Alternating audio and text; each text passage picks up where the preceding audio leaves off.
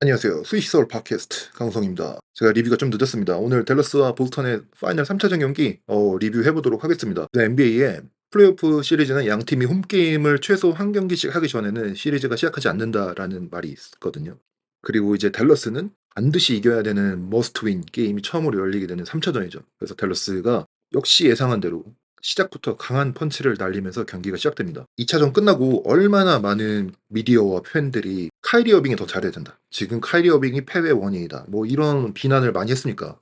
그런데 역시 빅타임 플레이어답게 카이리 어빙이 3 차전에서는 완전히 부진을 털고 새로운 카이리 어빙, 우리가 알고 있는 빅타임 플레이어 카이리 어빙으로 나왔어요. 1 쿼터에서 바로 몸이 가벼워진 모습을 보여주면서 시리즈 내내 3점 하나도 못 넣었던 카이리 어빙이 3 점도 넣고요. 그래서 이 어빙의 3 점으로 1 쿼터 5분 남기고 점수 차가 25대 12, 댈러스의 13점 차 리드를 가져가거든요.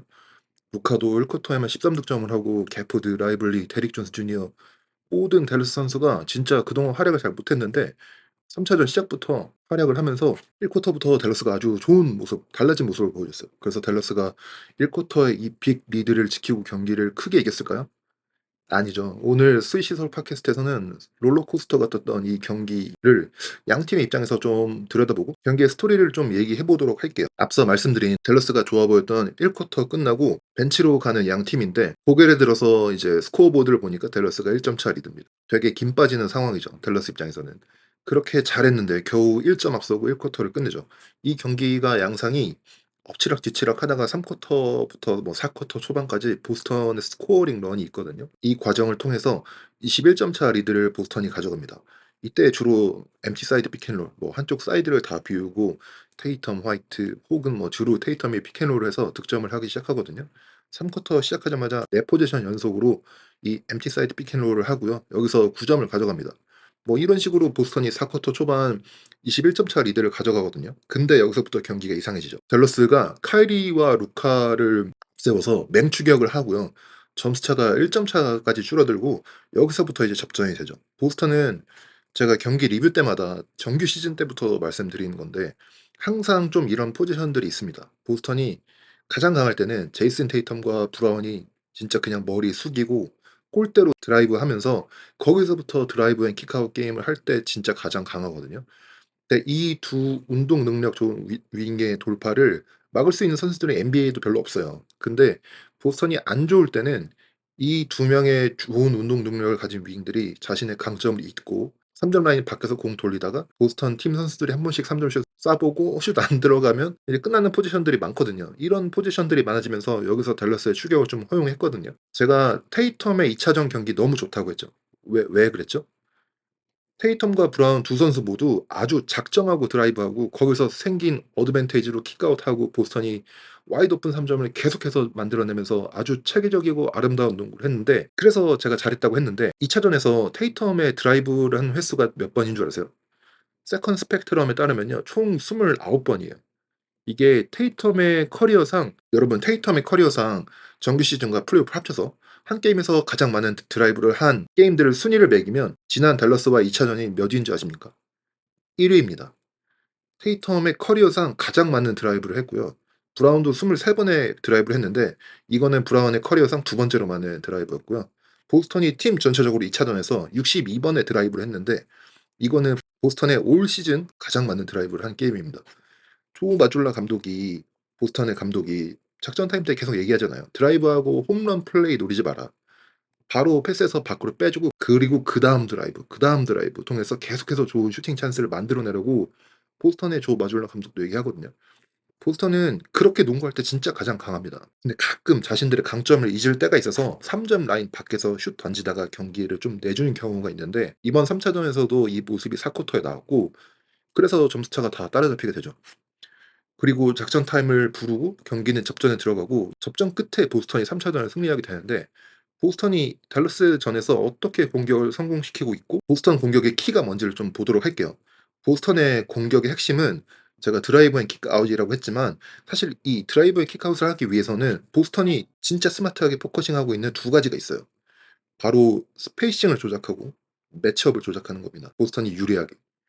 이거를 어떻게 하냐면 특히 댈러스의 수비 중 누가 로우맨의 포지션, 즉 로우맨은요 킥앤롤을 한쪽 사이드에서 하면요. 그 액션이 일어나고 있는 반대 방향 위크 사이드에서 골대 근처에 있는 수비수인데 이 로우맨이 픽앤롤 액션에서 킥아웃해서 공이 나가면 3점 클로즈아웃도 나가야 되고요.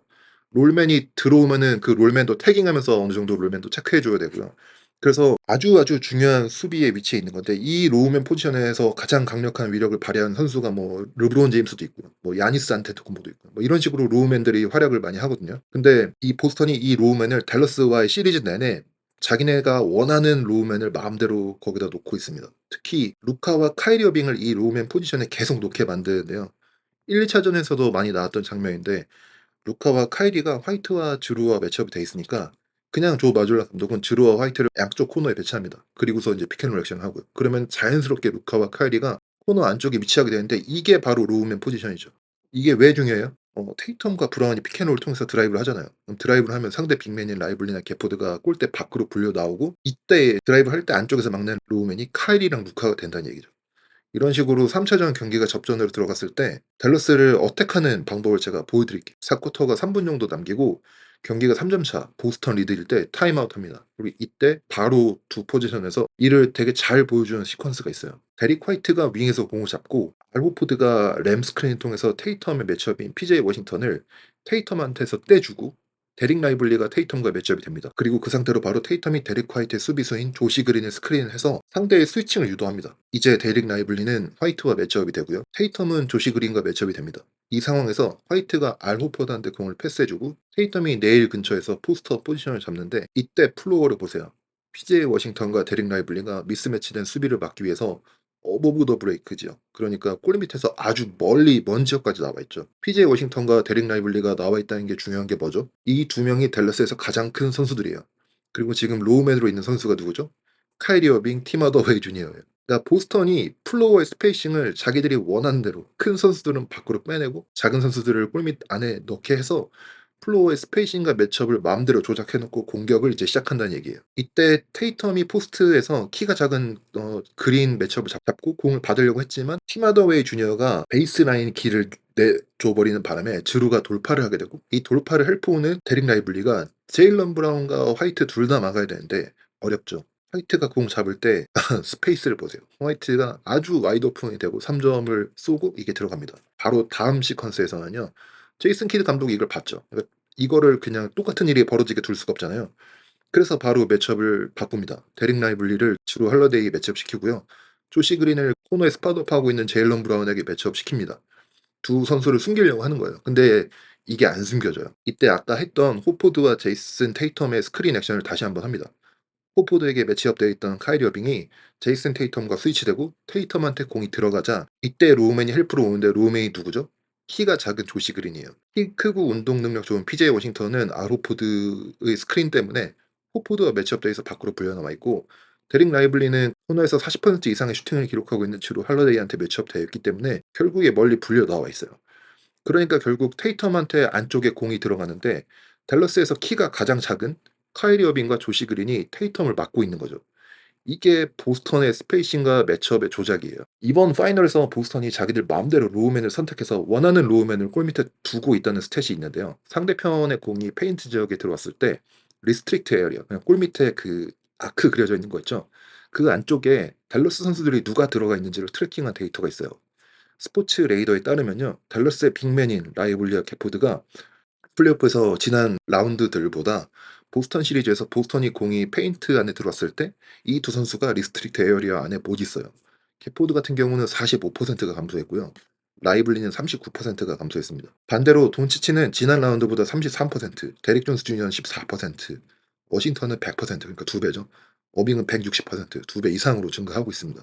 보스턴이 페이싱과 매치업을 얼마나 교묘하게 그리고 계속해서 원하는 대로 만들고 공격을 하는지 보여준 거죠. 보스턴이 상대팀한테 제시하는 유니크한 챌린지는요. 단순히 프리미터 디펜스가 아니라요. 프리미터 디펜스의 뎁스를 완전히 챌린지한다는 거거든요. 루카의 수비가 지금 굉장히 비난을 받고 있잖아요. 루카의 수비 뭐 로우 라이트도 나오고 루카가 뭐 NBA 파이널 역사상 가장 많은 블로우바이를 허용했다 뭐 이런 스탯도 있고 하는데 아마 저는 다음 경기나 다른 경기 리뷰 때 루카의 수비에 대해서 좀 얘기할 수 있을 것 같은데 오늘은 그거보다 왜 루카의 수비가 다른 시리즈보다 더 문제가 되고 있는지를 좀 얘기하면요. 이전 시리즈에서는 루카를 숨길 곳이 있었어요. 루카가 상대의 블로우 바이, 그러니까 돌파해서 들어가는 공격을 굉장히 많이 허용하는 수비수인데, 이전 시리즈에서는 센터를 논 슈터, 예를 들면 뭐 조시 기디한테 같은 선수한테 매치업 시켜두고 센터를 페인트에 박아 놨어요. 루카가 돌파를 허용해도 뒤에 댈러스에 좋은 림 프로텍터들이 있는 거죠. 그런데 보스턴 시리즈는 어때요? 루카가 블로우 바이를 허용하면 뒤에 림 프로텍터가 없어요. 아까 데이터에서 보여줬잖아요. 게포드와 라이블리가 계속해서 골밑 밖에 불려져 있고, 루카가 돌파를 허용하면 골 밑에 있는 게 어빙, 조시 그린 뭐 이런 선수들이에요. 그래서 공격을 막기가 어렵고, 여기서 보스턴이 못 넣을 것 같으면 그냥 밖으로 킥아웃 해주고, 거기서부터 보스턴의 5명의 좋은 슈터들이 하는 파이브아웃 농구가 되는 거죠. 보스턴이 제시하는 챌린지는 그래서 단순히 한두 명의 좋은 디펜더가 있어야 된다, 이게 아니라 너네 팀의 프리미터 디펜더에 뎁스가 있어야 된다는 것을 굉장히 챌린지하거든요. 보스턴이 5명이 다 슈팅 뭐 플레이메이킹이 되는 아주 유니크한 팀이라서, 댈러스로서는 perimeter 디펜스에 뎁스가 없는 댈러스로서는 매치업이 아주 안 좋죠. 뭐 댈러스가 루카를 숨기기 위해 코너에서 스팟업하고 있는 데릭 화이트한테 매치업 시켰다? 그러면 보스턴은 뭐 "오케이. 루카 코너에 스팟업하는 데릭 화이트한테 숨기고 싶어?" 그러면 데릭 화이트한테 패스하고, 그럼 "화이트는 그냥 슈터가 아니다. 원래 포인트 가드인 거 알지? 이리 와봐 루카. 같이 스크린 액션하자."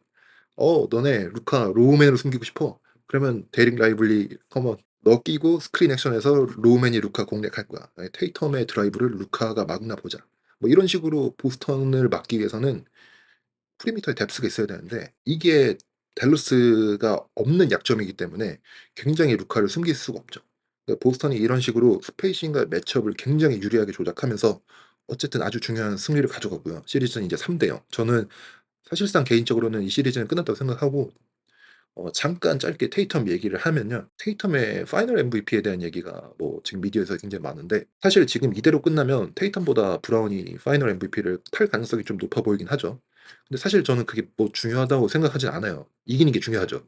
그리고 뭐 혹시 보스턴 팬분들 중에서 테이텀이 받아야 된다, 브라운이 받아야 된다, 이걸 싸우시는 분들 없겠죠. 이거는 싸우거나 테이텀이 못 받는다고 해서 팬분들이 뭐 브라운을 질투하거나 이럴 게 아니라고 봅니다. 저는 오히려 이게 축하할 일이라고 봐요. 테이텀이 못했다기보다 브라운이 테이텀 레벨까지 올라온 거고, 이제 보스턴은 2명의 어엿한 1옵션급 선수가 있는 팀이 된 거잖아요. 그래서 저는 오히려 축하할 일이라고 생각하고, 테이텀 입장에서는요, 파이널 MVP 한번 노려보고 싶으면 4차전 진짜 엄청난 활약을 해야죠. 저는 아직도 이번 여름이 테이텀의 여름이 될 가능성이 있다고 봅니다. 4차전 활약 여부에 따라서요. 그래서 보스턴의 18번째 우승 배너를 들어 올리게 해주고, 파이널에서 MVP를 받고, 슈퍼맥스 연장 계약을 하고, 파리 올림픽 출전해서 올림픽 금메달 따고, 이 여름은 테이텀의 여름이 될 가능성이 아직도 있다고 봅니다. 댈러스 입장에서는요, 3차전 경기 아쉽죠. 마침내 카이리 어빙 잘하고, 홈에서 만약에 이 경기 이겼으면 사실 새로운 시리즈가 시작될 수도 있는 경기였는데, 지면서 0대 3이라는 극복할 수 없는 리드를 내줍니다. 루카의 파울아웃에 대해서 얘기가 많죠. 뭐 저도 개인적으로 아쉬워요. 그 파울아웃을 당해서 마침내 이 파이널에서 볼 수 없었던, 그동안 볼 수 없었던 클러치 접전에서 루카와 카이리, 테이텀과 브라운의 대결을 볼 수 있었던 기회가 날아갔거든요. 그래서 루카가 퇴장당한 게 너무 아쉽죠. 저도 심판이 그 파울을 안 불었으면 어땠을까 하는 생각도 있지만, 결국은 다 루카의 책임입니다. 그 파울이 불릴 때 이미 오반칙을 갖고 있었는데, 그 이미 불린 오반칙 중에 굉장히 멍청한 파울들이 많죠. 상대 골 밑에서 괜히 파울하거나, 아니면 프리차드 돌파하는데 괜히 안 해도 되는 뒤에서 파울하거나, 뭐 이상한 파울들이 많거든요.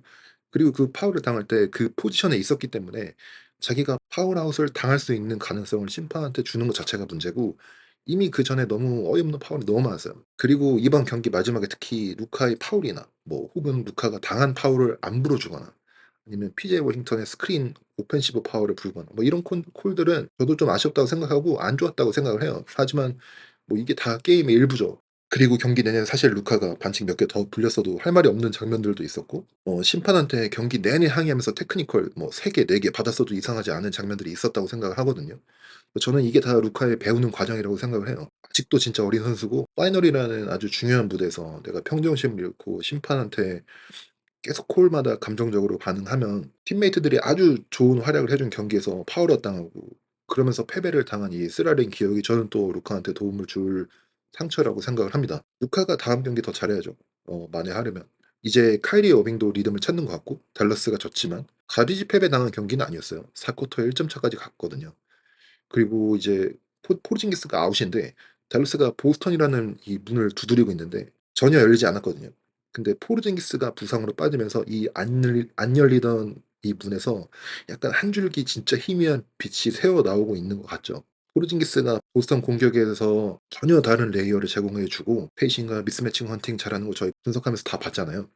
그리고 포르징기스가 보스턴의 거의 유일한 림 프로텍터고, 그래서 이런 포르징기스가 없으면 이 포르징기스의 출전 시간이 결국 틸맨이나 호포드한테 더 가고, 이 시리즈가 길어질수록 댈러스가 가능성이 이전보다 좀 더 높기는 하거든요. 하지만 댈러스가 끌고 갈 수 있을까요?